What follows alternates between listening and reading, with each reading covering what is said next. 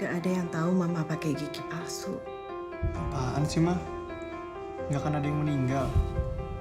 Kan Mama pulang hari ini.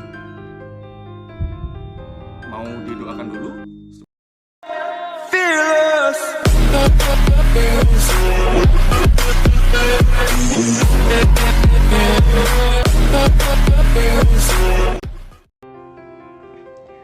Lola Amaria, artis pelakon, sutradara, dan juga produser sekarang berada di New York, Amerika Serikat. Di negeri Uncle Sam itu, Lola bersama Gia Partawinata rekan sekantor di Lola Amaria Production. Lola yang menyutradarai film Negeri Tanpa Telinga itu ke New York bukan sekedar jalan-jalan dan liburan. Dia membuka jaringan perkawanan serta bisnis. Di kota yang terkenal seantero bumi itu, Lola mendaftar di Kaplan College untuk short course, humaniora, dan bisnis selama 2 bulan. Universitas yang berlokasi di tengah hiruk-pikuk atau jantung Manhattan itu bukan semata sebagai lembaga pendidikan yang didesain ulang dengan segala modernitas sistem ajarnya. Universitas yang berlokasi di tengah hiruk-pikuk atau jantung Manhattan itu bukan semata sebagai lembaga pendidikan yang didesain ulang dengan segala modernitas sistem ajarnya, tapi sekaligus mempertemukan Lola Amaria dengan siswa lainnya, dengan berbagai latar belakang budayanya. Di universitas yang terletak satu jalan dari Central Park South ini, Lola Amaria harus hampir seharian berada di kelas, dari pukul 8.30 pagi sampai pukul 15.30 sore waktu New York. Dari Senin sampai Jumat kuliahnya, sedangkan pada hari Sabtunya nyuci baju, belanja harian untuk keperluan masak sendiri dan istirahat. Pada Minggu kalau sempat baru jalan-jalan eksplorasi New York. Cerita Lola melalui saluran telepon Jumat 5 November 2021 pagi atau malam hari waktu New York. Kuliahnya dari uang mandiri, tapi untungnya nggak semahal sekolah di Jakarta kok. Sambung Lola Amaria terkait biaya pendidikannya. Sejak mendaftar di Kaplan College yang hanya berjarak sepelemparan batu dengan distrik teater yang ramai dan ikon artistik seperti Museum of Arts and Design, Lola langsung mengurus surat kepelajarannya.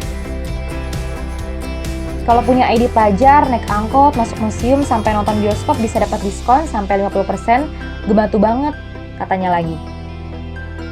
Saking happy-nya dengan sistem ajar mengajar di Kaplan College, ternyata terselip banyak kesedihan bagi produser dan salah satu sutradara film 5 ini. Lo pengen cepet ngomongin warisan? Negara maju mikirnya emang beda ya, di sini Amerika Serikat PCR gratis.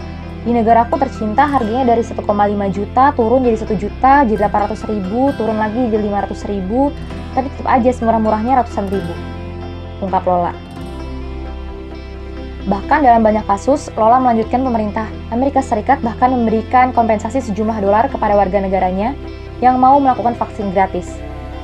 Menimbang banyak juga warga negara Amerika Serikat juga pegawai negerinya yang menolak divaksin karena alasan tertentu. Bahkan marijuana di beberapa negara bagian di Amerika Serikat sudah dilegalkan dengan tetap berpegang pada aturan bernegara yang sangat ketat, seperti pemakaiannya untuk alasan kesehatan, penyembuhan, dan pemakaiannya tidak di bawah umur. Karena dibalik semua itu dilegalkan, marijuana adalah bisnis besar. Mereka di sini harus merasakan yang tumbuh di Aceh, kualitas terbaik di dunia, paling tidak itu menurut pengakuan pengguna marijuana di Belanda, kata Lola Amaria. Lola Amaria menegaskan, sejatinya Indonesia akan menjadi kaya raya kalau pengelolaan marijuana diatur oleh negara dengan sangat benar penggunaan dan perdagangannya. Kalau yang tumbuh di Aceh diekspor ke berbagai belahan dunia, kemaslahatannya bisa digunakan untuk kepentingan pendidikan, kesehatan, pembangunan fasilitas umum, dan lain-lain. Duh, gregetan aku tuh kalau ngomong soal kekayaan alam dan hasil bumi Indonesia. Kopi di sini nggak ada enak-enaknya. Starbucks aja paling enak katanya. Padahal itu kopi paling nggak enak yang pernah aku rasain.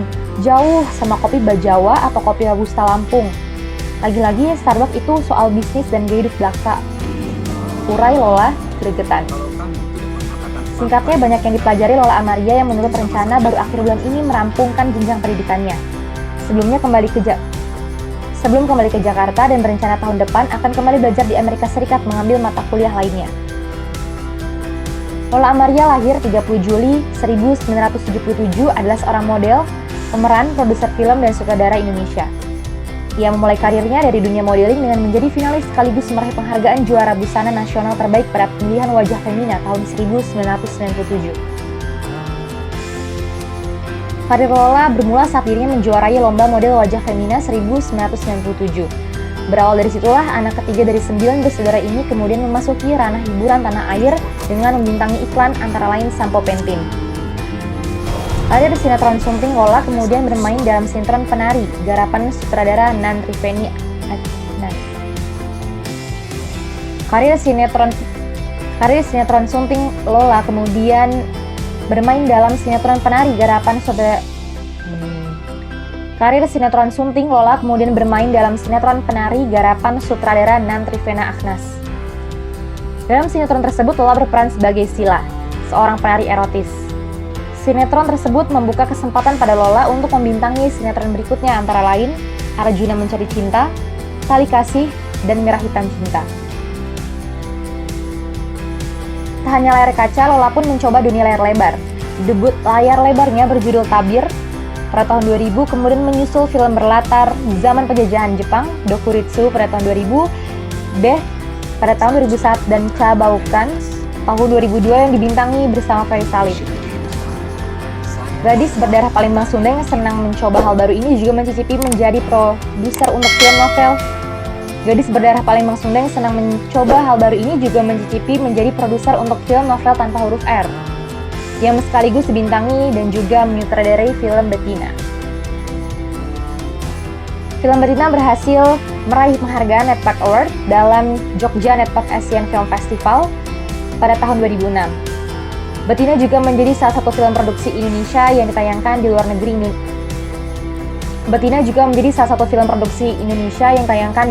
di luar Indonesia, yaitu di Festival Internasional Singapura ke-20.